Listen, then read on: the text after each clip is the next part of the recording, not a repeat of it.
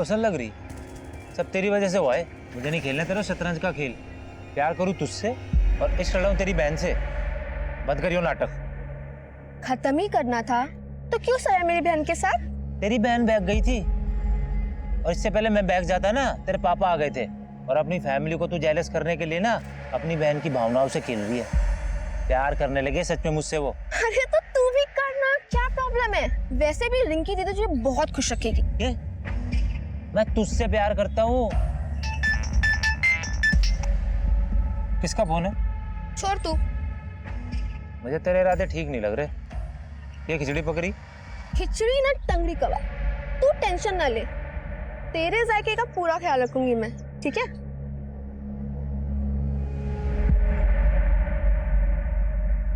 Sir पिछले 2 साल से मंजू को राजवीर के घर के आसपास भी नहीं देखा गया और राजवीर के पिछले 6 महीने पुराने कॉल रिकॉर्ड में भी मंजू का कोई दूसरा नंबर नहीं मिला। तो मंजू के माँ बाप झूठ तो नहीं बोले कि 2 साल पहले मंजू किसी लड़के के साथ भाग गई थी? लेकिन सर मंजू की लाइफ में कोई ना कोई लड़का जरूर था, क्योंकि उसकी पोस्टमार्टम रिपोर्ट में यह भी सामने आया है कि मंजू 3 मंथ्स प्रेग्नेंट थी। प्रेग्नेंट? मौत की वजह? Excessive bleeding. मंजू के दोनों हाथों की उंगलियां काटी गई, जिससे ज्यादा खून बहने की वजह से उसकी मौत हो गई और मौत के बाद उसकी बॉडी के टुकड़े किए गए। और हाँ सर, मंजू के सर पर एक चोट का निशान भी है और उसकी मौत 16 अप्रैल की रात को हुई थी। हमें मंजू की लाश 17 अप्रैल को मिली। प्रेग्नेंट। पति कौन है उसका?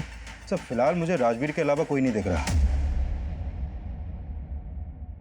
एक काम करें सर, उसका डीएनए मंजू के बच्चे के डीएनए से मैच करवा के देखें। चौधरी, डीएनए रिपोर्ट आने में बहुत वक्त लग जाएगा और हमारे पास वक्त है नहीं। मंजू के पेरेंट्स का कहना है कि 2 साल पहले मंजू घर छोड़कर भाग गई थी, तो हमें पता करना है कि 2 साल तक मंजू कहाँ थी और किसके साथ थी। एक काम करो, पानीपत में जितने मैटरनिटी हॉस्पिटल हैं सब जगह जाओ। मंजू प्रेग्नेंट थी तो किसी न किसी हॉस्पिटल में जरूर जाती होगी। हो सकता है वहां से हमें उसके पति की कोई लीड मिले। Okay sir.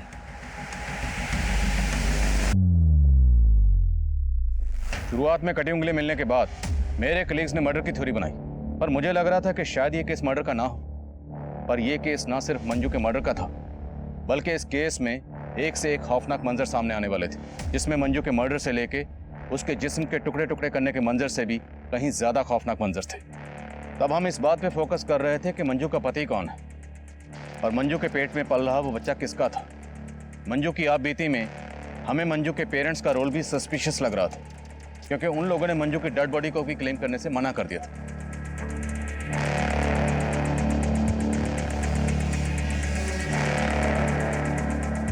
मंजू का मर्डर इतना ब्रूटल था कि मीडिया ने शुरुआत से ही हम पर प्रेशर सिचुएशन क्रिएट कर दी।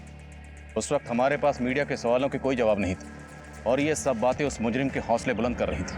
एक गर्भवती महिला की हत्या करके उसके टुकड़े टुकड़े करके शहर में फेंक दिया जाता है और पुलिस उस किलर के खिलाफ कोई भी सबूत नहीं जुटा पाती है। क्या ये पुलिस की नाकामी है या फिर उस अपराधी की जीत? पुलिस को गुमराह करने में सफल होता नजर आ रहा है। क्या पुलिस मंजू के उस कातिल तक पहुंच पाएगी या नहीं?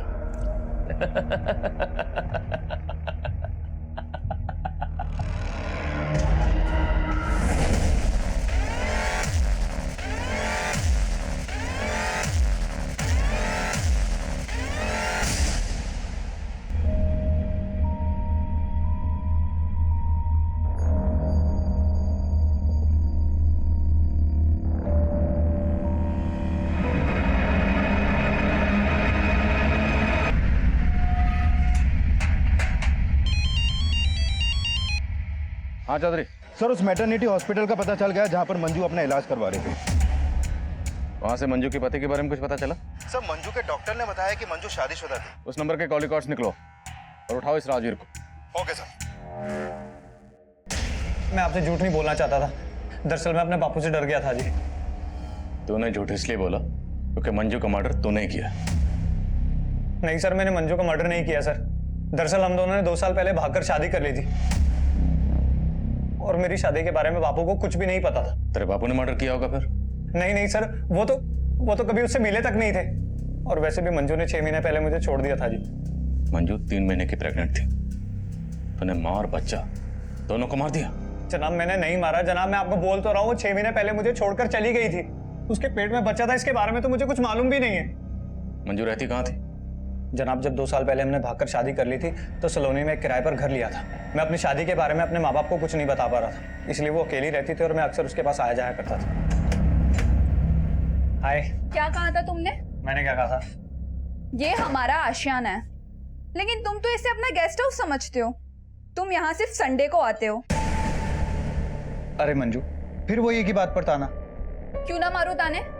तुमने मुझे अपनी रखेल समझ रखा है। मैं तुम्हारी बीवी हूँ। देखो, अगर तुम्हें हिम्मत नहीं है मुझे अपने माँ बाप से मिलवाने की, तो तुम भी यही रुक जाओ, जिससे मैं तुम्हारे लिए अपने माँ बाप को छोड़ के आई हूँ।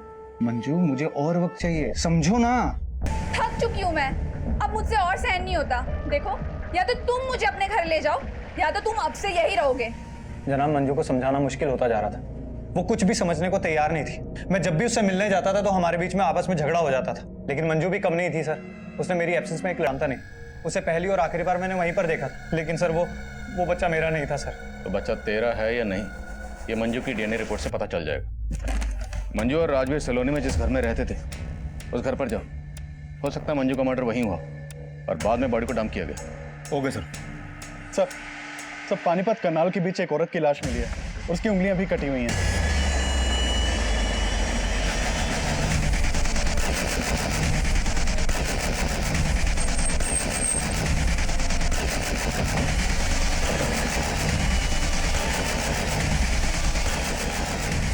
अरे पीछे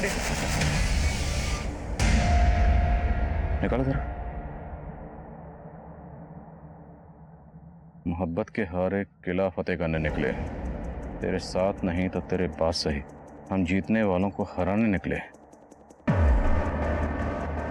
आखिर ये शायरो शायरी करके और ये उंगलियां काट के कातिल साबित क्या करना चाहता है? सर, मंजू की लाश को टुकड़े टुकड़े करके डंप किया गया और इसकी सिर्फ उंगलियां काटी गई हैं। काफी हद तक मर्डर का मॉडस ऑपरेंडी सेम है। बॉडी की शिनाख्त करवा, हो सकता है इसका मंजू या उसके जान पहचान वालों से किसी को ताल्लुक हो। सर,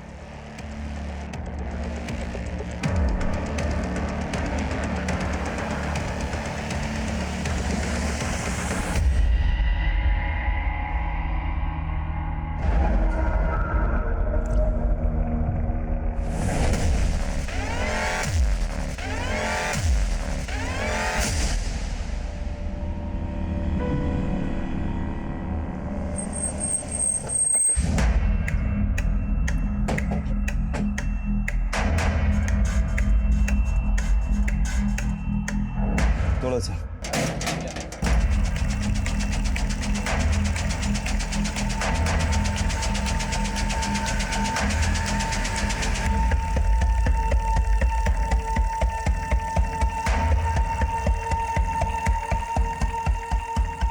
सर, मंजू के सलोनी वाले घर में ऐसे कोई साइन नहीं मिले जैसे लगे कि मर्डर यहाँ पर हुआ हो। करनाल और पानीपत के बीच हमें जिस औरत की लाश मिली है उस औरत की भी उंगलियां काटी गई। मैं तुम्हें उसकी तस्वीर भेज रहा हूँ, जरा पता करो क्या उस औरत का मंजू के घर पर आना जाना था? Okay sir. नहीं जनाब, मैं इस औरत को नहीं जानता और मुझे मालूम नहीं कि मंजू इस औरत को जानती होगी कि नहीं। इस औरत को मंजू के घर में कभी आते जाते तो नहीं देखा है।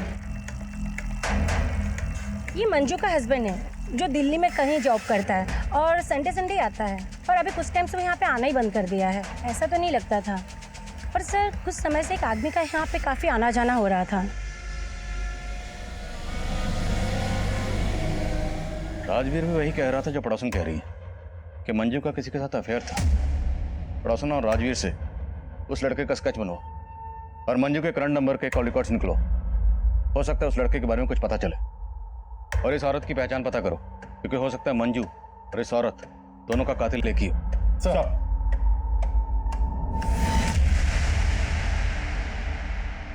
अरे भाई, ये ऑटो गाड़ी पार्क कर देना और एक भी स्क्रैच नहीं आना चाहिए। ए भाई, यहाँ मैं कार पार्किंग में खड़ा हूँ, तुम्हारी उड़न खटोला के लिए नहीं। ओ भैंस की पूछ, रोमांस के मूड में इसलिए प्यार से सुन। मैं तेरा कस्टमर हूँ और तू दरबान। बैगर्स कांट बी चूजर्स, समझा? नहीं समझा? अच्छे से गाड़ी पार्क करियो, एक भी स्क्रैच आ गया ना तो तेरी खाट खड़ी कर दूंगा।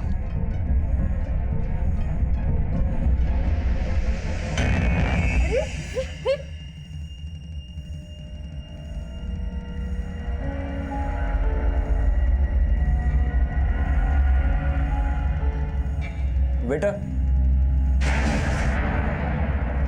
लोटन, सुनो ना, वो मैं कह रही थी कि जब हम घर जाएंगे ना,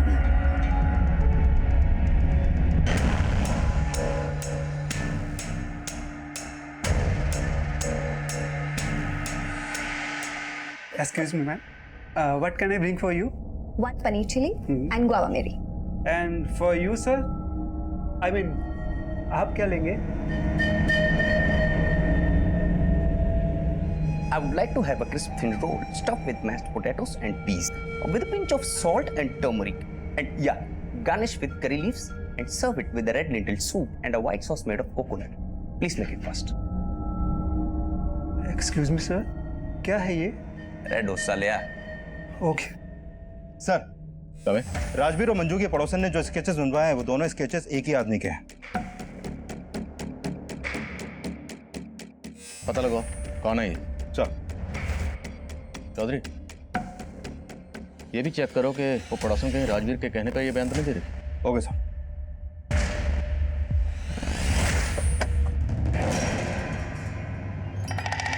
बाय।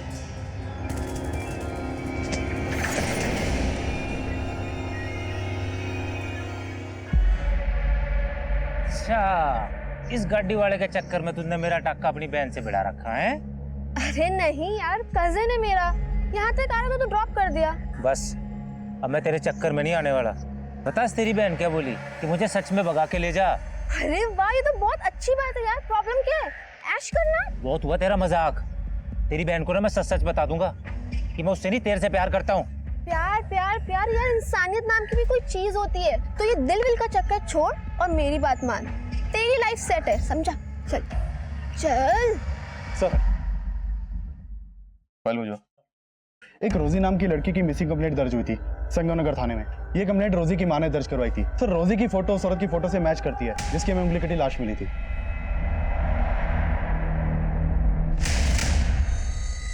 लो बेटा, दूध पी लो। नानी, मम्मी कब आएंगी? आ जाएगी। लेकिन कब? उन्होंने मुझे बोला था फिल्म दिखाने लेके जाएंगी, लेकिन वो खुद इतने दिन से नहीं आई। बोलो ना नानी, मम्मी कब आएंगी? बेटा आ जाएगी।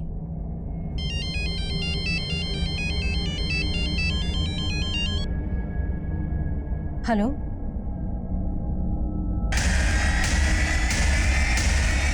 क्या?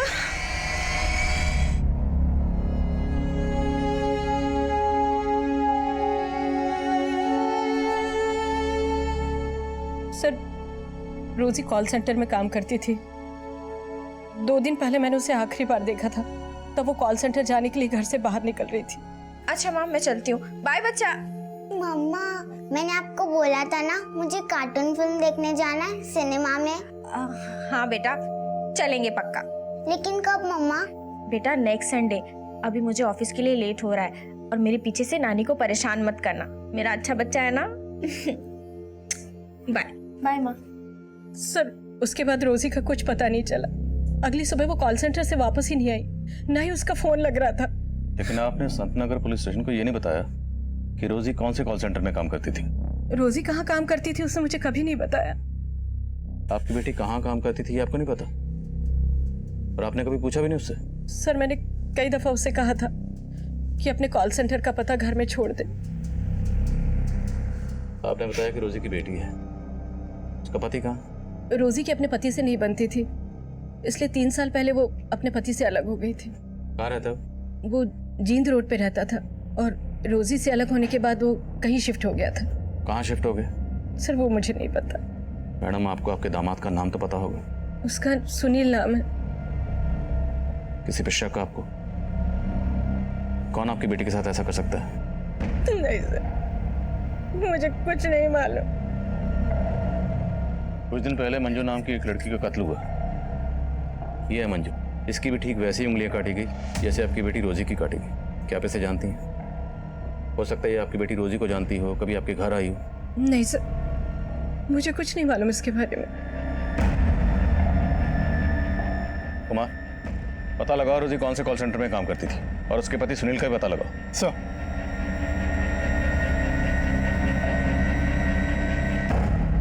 पुलिस ने उस दूसरी औरत की पहचान कर ली है जिसकी हाल ही में उंगली कटी हुई लाश मिली थी। लेकिन मंजू मर्डर केस की तरह ही पुलिस रोजी के इस मर्डर केस में फिलहाल कोई भी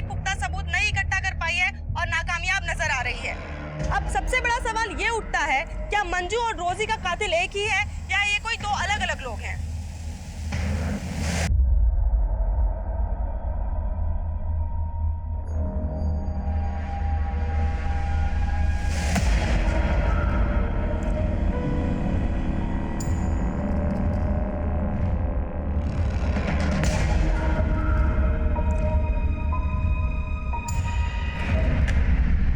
सर, कमें मंजू के नए नंबर के कॉल रिकॉर्ड में एक नंबर मिला है जिसका फोटो उन स्केचेस से मैच करता है जो राजवीर और मंजू के पड़ोसन ने बनवाए थे। इसका नाम महेश सिंह है सर। इसका मोबाइल नंबर करनाल के एड्रेस पर रजिस्टर्ड है। करनाल? मंजू भी करनाल की रहने वाली थी? हाँ सर, और ये भी पता चला है कि ये महेश मंजू का कजन है। ये मंजू के कोई दूर के ताऊ का बेटा है। लेकिन मंजू के माँ बाप का कहना है कि वो बिल्कुल नहीं जानते थे कि 2 साल तक मंजू कहाँ रह रही थी। तो फिर ये मंजू का कजन ये मंजू से मिलने क्यों जाता था? और इसे कैसे पता कि मंजू कहाँ रहती थी? सर मैं हमेशा मंजू का सपोर्ट करता था सर। मानता हूँ चाचा जी उनकी शादी के खिलाफ थे, लेकिन राजवीर के साथ घर से भाग जाने के बाद से मैं लगातार मंजू के टच में था। लेकिन राजवीर का कहना है कि उसने तो मंजू को 6 महीने पहले ही छोड़ दिया था। सर राजवीर ने मंजू की जिंदगी बर्बाद करके रखी थी, बल्कि मंजू तो उसके खिलाफ कानूनी मदद भी लेना चाहती थी। चीट किया था सर उसने मंजू को। उसकी वजह से उसने अपना घर परिवार छोड़ा, अपने पेरेंट्स से अपना रिश्ता खत्म किया, और बदले में उसे क्या मिला? सिर्फ दुख। कहीं तुमने भी बदला तो नहीं लिया? मंजू के माँ बाप के कहने पर तुमने मंजू को... कैसी बातें करें सर आप? मंजू के पेरेंट्स को तो पता तक नहीं है कि मैं मंजू के टच में था। लेकिन मंजू का मर्डर हो गया, जब भी तुम हमारे पास नहीं आए। सर क्योंकि मैं दिल्ली गया हुआ था किसी काम से, और मैंने सोचा भी नहीं था कि मंजू के साथ इतना बुरा हो सकता है।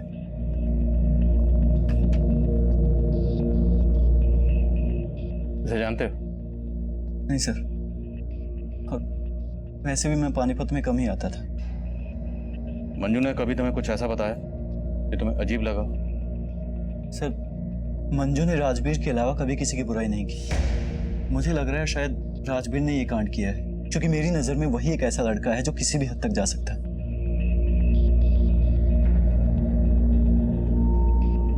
सर राजवीर और मंजू के पड़ोसन को लग रहा था कि ये महेश मंजू का लवर है, लेकिन ये तो मंजू का कजन निकला। सर कहीं ये एंगल मंजू के पेरेंट्स से तो नहीं जुड़ा? शायद ऑनर किलिंग, क्योंकि वो लोग भी मंजू और राजवीर की शादी के खिलाफ थे। अगर एंगल वाकई ऑनर किलिंग का है तो फिर राजवीर का बाप भी हमारा स्ट्रॉन्ग सस्पेक्ट है। एक काम करो, इन सब के डीएनए मंजू के बच्चे के डीएनए से मैच करो। हम किसी का भरोसा नहीं कर सकते। Right sir.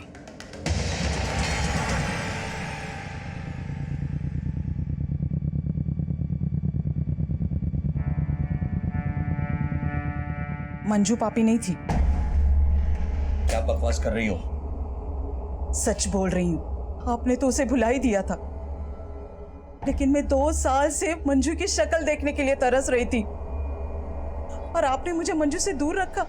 टुकड़े टुकड़े करके किसी ने उसे जानवरों की तरफ फेंक दिया, और आखिरी बार में उसे कलेजे से लगा के रो भी न पाई। मंजू हमारा अतीत थी। वो 2 साल पहले ही हमारे लिए मर चुकी थी। अब उसकी जगह हमारी यादों में भी नहीं होनी चाहिए।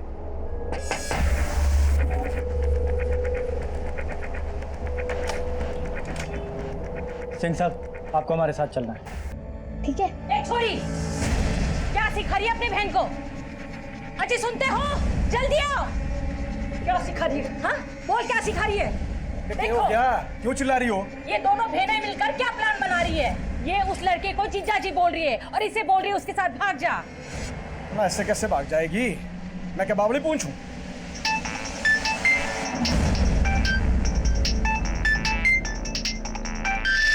तने किसके फोन आते रहते हैं? ना बता दे, कहीं ऐसा ना हो रिंकी से पहले थारी टांगे तोड़नी पड़े। कंजर खाना बना के रखा है घर को।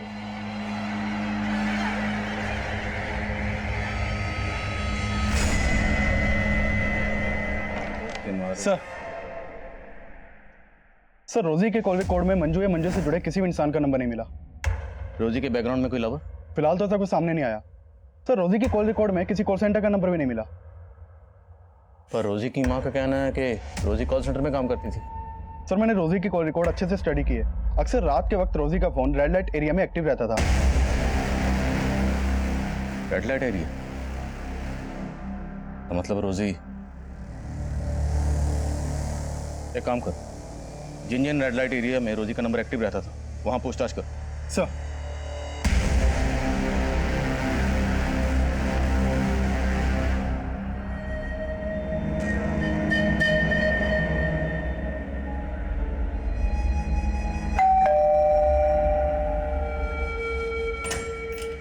मम्मी, ये मेरा दोस्त लोटन। नमस्ते। Lotan, strange name. जी, यो नाम मेरी मम्मी ने दिया है जी। अच्छा, प्लीज कम, हैव सीट। तो लोटन, तुम काम क्या करते हो? ऑटो है जी मेरा। Auto driver? नहीं जी, मतलब ऑटो मेरा खुद का है, मैं ओनर हूँ उसका, और अपनी मर्जी का भी। मम्मी, आपको पता है मैं ना लोटन के ऑटो में ही रोज कॉलेज जाती हूँ और पता नहीं टाइम कैसे बीत जाता है, पता ही नहीं चलता। आपको पता ही है ना, बातें ऐसी करता है कि कोई भी इंसान ना हंस के लोटपोट हो जाए। शैली, तुम इस ऑटो वाले को यहाँ मुझसे मिलवाने लाई हो? तेरा दिमाग तो ठीक है? इसमें प्रॉब्लम क्या है? प्रॉब्लम है you don't know these illiterate people. Auntie, I'm definitely an auto driver, but I've planned everything. I've planned my future, and trust me, it's bright. I'll soon begin my own startup. जैसे cab services होती हैं, वैसे auto services. I've planned everything.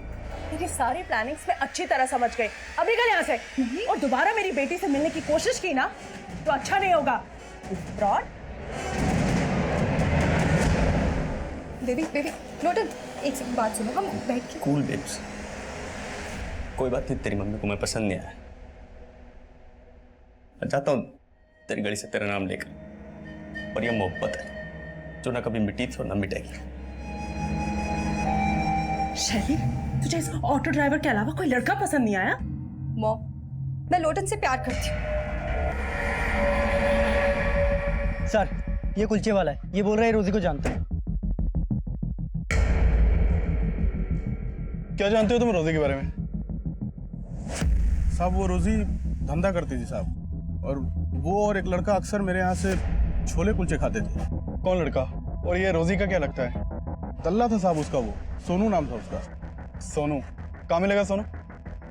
ये जो रोजी का murder हुआ है ना जब से साहब, वो यहाँ दिखा ही नहीं। फिर कहाँ रहता है वो मुझे नहीं मालूम है। ये मेरे मोबाइल में साहब उसकी एक फ़ोटो थी, ये है साहब।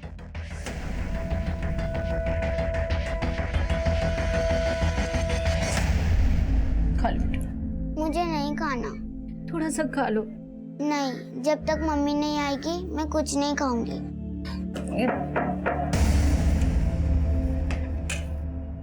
ये क्या बोल रहे हैं आप साहब? रोजी ऐसी लड़की नहीं थी। जरूर आपको कोई गलतफहमी हुई है। हमें कोई गलतफहमी नहीं हुई है। आपकी बेटी रोजी किसी कॉल सेंटर में काम नहीं करती थी, बल्कि वो एक प्रोस्टिट्यूट थी। और ये सोनू, ये उसके लिए ग्राहक लाता था। सर, ये तो सुनील है, रोजी का पति। सुनील? जी। रोजी का पति? जी, यही सब गलत काम करता था सर, इसलिए रोजी ने इसे छोड़ रखा था। जरूर इसी ने मजबूर किया होगा मेरी बेटी को।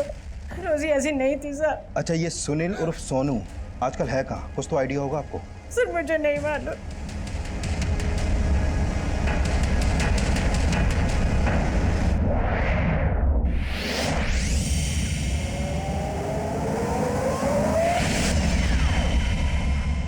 साहब, उस रोजी को ना ये धंधा अच्छा नहीं लगता था। तो क्या सोनू उससे जबरदस्ती काम करवा रहा था? वो तो अपनी बेटी को बढ़ाने के लिए, उसको पालने के लिए सब करती थी। सब वो हमारे साथ ना बहुत टाइम से धंधे पे थी। सब वो तो उसके लिए और हमारे लिए ग्राहक लेके आता था। ये सोनू मिलेगा कहाँ, तुम्हें मालूम है? उसका फ़ोन तो कई दिन से लग नहीं रहा है, लेकिन हाँ, उसका एक दोस्त है जाकिर, उसके घर पे उसका आना जाना था। जाके उससे बात करो। कहाँ रहता है जाकिर?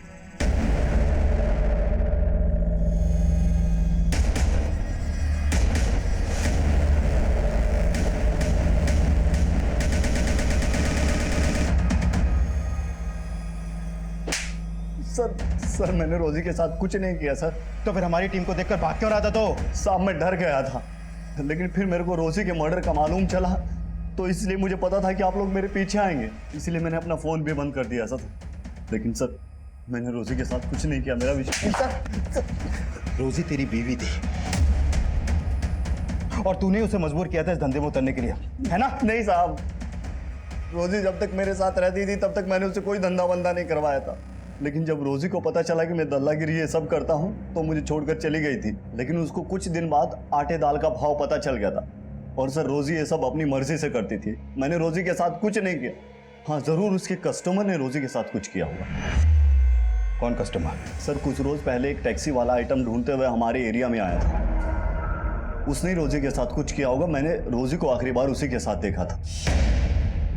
सर उसके बाद रोजी लौटकर वापस नहीं आई। फिर मालूम चला कि रोजी की लाश मिली। कौन था वो टैक्सी वाला? ये तो मुझे मालूम नहीं है, पहले कभी मैंने देखा नहीं था। टैक्सी का नंबर देखा था? इतना कहाँ याद रहता है सर, मुझे तो ठीक से उसकी शक्ल भी याद नहीं है। लेकिन ये बात पक्की है कि सर वो सरदार था और उसी ने रोजी के साथ कुछ किया होगा।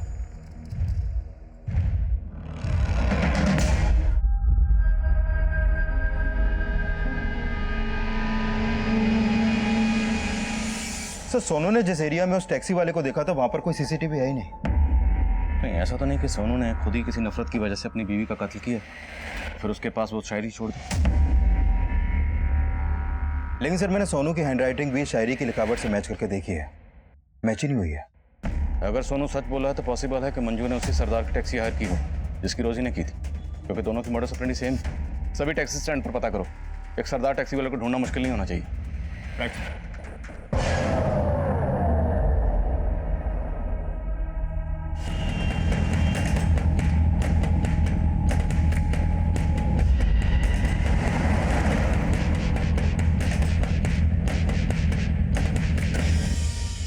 सर मैंने पानीपत और आसपास के एरिया के लगभग सभी टैक्सी स्टैंड्स में चेक किए, लेकिन ऐसा कोई भी सरदार नहीं मिला जिसकी एक्टिविटी सस्पिशियस हो और वो टैक्सी चलाता हो। पॉसिबल है कि वो टैक्सी वाला सरदार हो ही नहीं, बल्कि किसी ने सरदार के गेटअप में पहले मंजू का और बाद में रोजी का मर्डर किया। सर हमें कुछ पता चला रिंकी का? नहीं कुछ पता चला, उधर क्या सब जगह। कल 8 बजे। हाँ अरे चौधरी साहब, कुछ परेशान लग रहा? नहीं आदिल साहब कुछ नहीं। पक्का ना?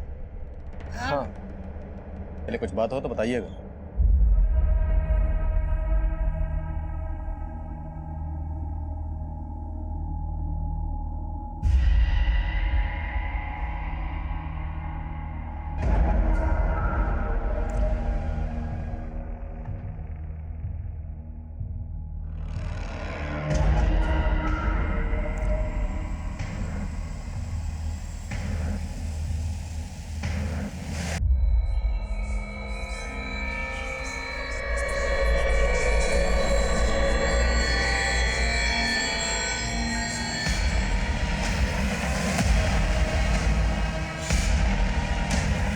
पुलिस की ड्यूटी में क्या हाल किया मेरा, न क्रिमिनल मिला न मेडल, इधर से उधर बस खाक छानते रहे। वाह वाह, जरूर बोल दीजिए आदिल साहब, क्योंकि अब इस चौथी लड़की की लाश ढूंढते ढूंढते तोते उठ जाएंगे आपके।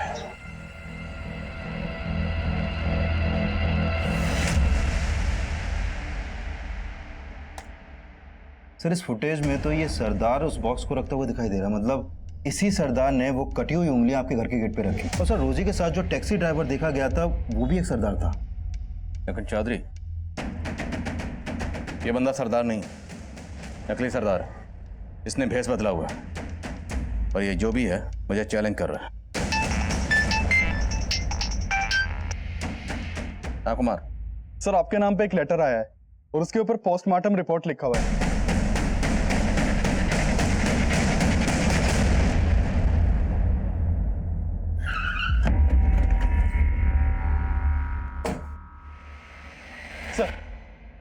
Sir letter.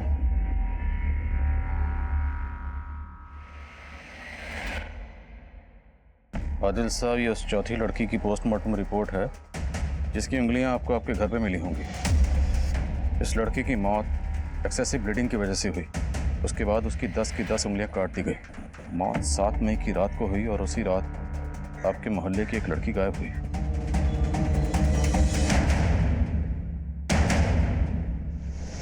परेशान लग रहा? नहीं आदिल साहब कुछ नहीं।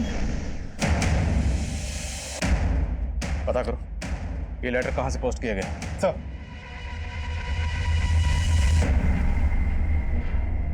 सब जगह देख लिया उसको, है ही नहीं वो कहीं पे। समझ नहीं आ रहा कहाँ ढूंढे उसको जाके।